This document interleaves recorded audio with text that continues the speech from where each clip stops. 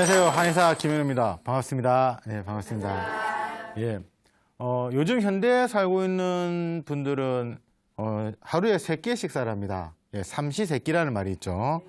근데 예전에 조선시대 때는 조석끼니라고 해가지고 아침에 한 번, 저녁에 한 번 이렇게 해서 2끼 식사를 하셨습니다. 그리고 이제 성인 남자의 기준에 한 끼에 이제 420cc의 곡물을 섭취를 했는데 이게 지금의 식사량에 비하면 한 3배 정도. 예.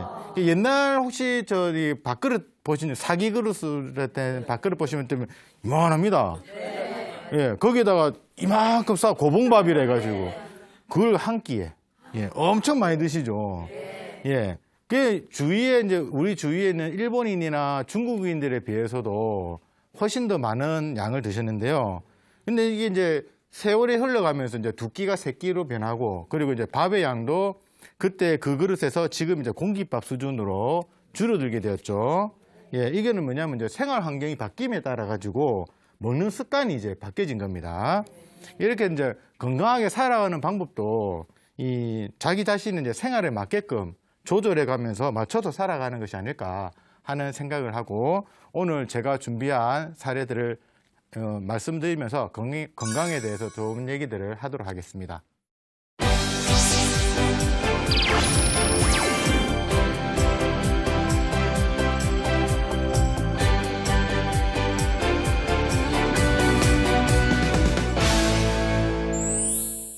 예, 이번에 소개해드릴 그 사례는요, 40대 초반의 남자분이십니다. 예, 그 알레르기 비염이 심하신 분이신데, 이분은 회사원이세요. 업무량이 좀 많으신 분이신데 하루에 12시간 가까이를 이제 일을 하신다고 하시더라고요. 본인 말로는. 근데 이제 12시간 근무하시면 이 회사는 근로법 위반입니다. 잡혀갈 수도 있습니다. 예. 아무튼 그 정도 일을 심하게 하시니까 피곤에 많이 쩔어 계신데, 겨울이나 환절기 때 좀 증상이 심하시다고, 오전에 비염이 좀 더 많이 심하시다고 합니다. 증상으로는 아침에 일어나서 예, 코가 간질간질하면서 재채기부터 나오신답니다. 그러면서 이제 콧물이 나오고 이제 코가 막히고, 예, 좀 더 심해지시면 이제 감기 증상처럼 이제 열이 나면서 예, 몸살이 난다고 하네요. 그리고 이제 아침에 머리만 감으면 바로 비염에 걸린답니다. 예, 그리고 여름엔 좀 덜 하시고요. 예, 20대 초반에 이제 군대를 예, 다니시면서 비염이 오기 시작해가지고 지금까지 예, 20년 가까이를 하고 계신데, 소화는 잘 되시는데 설사를 자주 하시는 편이시고, 예, 그리고 소변을 자주 보시면서 예, 손발이 차고 추위를 많이 타신대요. 예, 그리고 이제 깝깝한 것을 싫어하셔가지고 집에서는 속옷바람으로 많이 이렇게 예, 여자가 없으신가 봐요. 예, 그리고 이제 밤에 몸이 많이 가려우셔서 잘 긁는데요. 예, 예, 그러면서 이제 자기는 안 씻는 사람은 아니다. 그렇게 이야기하시고, 목이 마르면 꼭 이분은 탄산음료를 많이 드신답니다. 예, 그리고 이제 운동하기를 좀 싫어하시는, 예, 좀 이렇게 귀찮아하시는 분이세요. 우리가 이제 알러지 비염이라고, 예전에는 이제 이걸 알레르기 비염 이렇게 이야기했습니다. 예, 다들 한 번씩 들어보셨을 겁니다. 네. 주위에 많으시죠? 네. 근데 주위에 그렇게 많으시면 그분들이 고치려고도 했을 건데, 예, 잘 안 나으니까 주위에 이제 많으신 거 아니겠습니까? 예, 이전에는 알레르기 비염이라면 진먼지, 진드기를 이야기를 많이 했습니다. 예, 많이 들어보셨을 거예요. 근데 요즘은 비염의 원인을 뭐 유전적인 이야기로 하기도 하고, 환경적인 부분을 이야기하기도 하고, 아니면 뭐 면역 기능의 저하 이런 쪽으로도 많이 봅니다. 근데 저는 비염 치료에서 제일 중요한 것은 이제 이 환자 자체의 이제 병인이 뭔지, 이게 그런 식으로 이제 판단을 좀 해야 되지 않을까, 그렇게 생각하는데, 이분 같은 경우에는 창균이 몸에 느껴질 때 이제 비염 증상이 나타나는 거고, 이제 평소와 다르게 이제 외부의 공기가 이제 자기한테 차갑게 느껴질 때 이제 간질간질하면서 재채기가 나오는 그런 증상이시죠. 그러면 이분은 비염의 포인트가 재채기를 먼저 한다는 겁니다. 예, 비염은 각각의 시작 증상이 다를 수 있거든요. 예, 거기에 따라서 구분을 많이 짓기도 하는데, 비염의 주요 증상은 3가지가 있습니다. 크게 재채기, 콧물, 코막힘. 예, 그래서 이제 보통 그렇게 3가지로 나눠지는데, 이 증상에 따라 가지고 보통 이제 코막힘이 먼저 오시게 되시는 분 같은 경우에는 코 속에 용종이 있는 거예요. 예. 그러니까 이제 외부 공기나면서 안 좋게 되면 코에 있는 용종이 붓게 되죠. 그러면서 코를 막게 되는 거죠. 그러면서 코 막힘이 시작되는 게 있으실 거고, 콧물이 먼저 나오는 거는 이제 소화기나 이제 면역 기능의 이상으로 보이시는데, 이거는 뭐냐면 이제 콧물이라는 거는 코가 가지고 있는 방어 기전이거든요. 그러니까 콧물이 나오면서 코를 막으면서 외부 공기와 차단을 시켜주는 거죠. 이게 방어를 하는 거죠.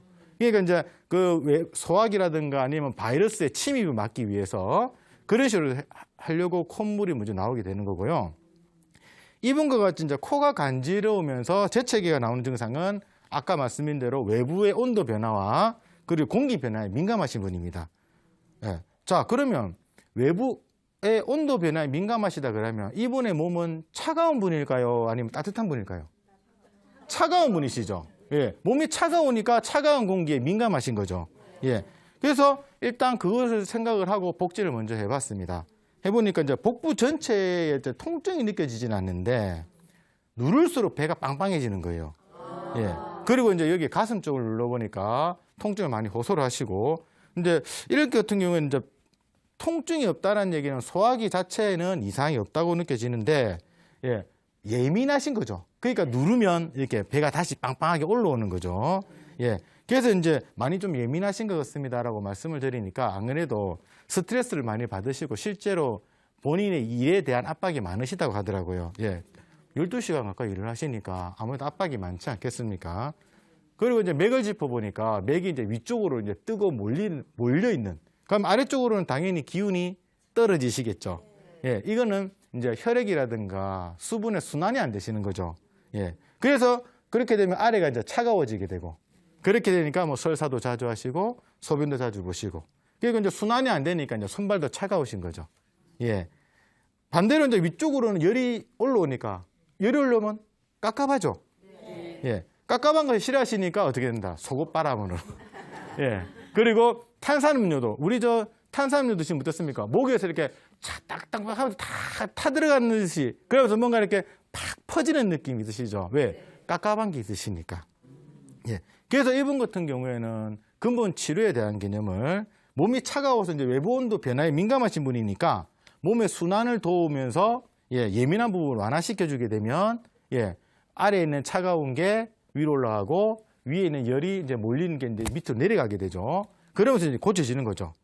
그래서 이제 그런 식으로 치료를 해드렸습니다. 근데 이제 비염의 이제 근본 치료는 이렇게 치료가 되는 건데, 이 비염은 근본 치료가 시간이 좀 많이 걸립니다. 기본적으로. 그래서 증상을 빨리 잡아내야 되는데 그걸 잡기 힘들어요. 근데 이분 같은 비염 증상을 있으신 분들은 증상을 참기 힘드신 게, 아침에만 되면 이제 한 4시간 가까이를 재채기를 하니까 4시간 가까이 재채기를 하면 일을 못 해요. 그렇죠. 예. 이분 같은 경우도 그게 힘드신 거죠. 그러니까 이런 같은 경우에는 아침에는 비염의 증상이 심하니까 증상을 호전시켜 줄 수 있는 약을 이제 투여를 하고, 점심 저녁 때는 이제 증상이 그렇게 크게 안 나타나니까 근본 치료에 대한 개념을 치료를 해드리는 걸 병행을 했습니다. 그렇게 이제 처음 하니까 이제 아무래도 증상 치료를 하게 되니까 오전에 재채기 하는 게 이제 강도가 이제 점점 약해지게 되는 것이고, 그러면 이제 재채기가 이제 점점 좋아지는 거죠. 그래서 이제 그렇게 된 다음에는 이제 증상 치료의 부분을 빼고 이제 근본 치료 위주로 집중적으로 이제 치료해 드렸어요. 그렇게 되니까 이제 비염도 많이 좋아지셨는데, 비염은 관리랑 예방이 상당히 중요합니다. 왜? 좋아졌지만은 또 아침에 또 이렇게 뭐 머리를 감고 뭐 덜 말린 채로 나간다든가 이런 식으로 하면 당연히 또 올 수 있는 거죠. 그래서 이런 같은 경우에는 꾸준한 운동을 해야지 관리가 되고 예방이 되는데, 이분이 운동을 싫어하시죠.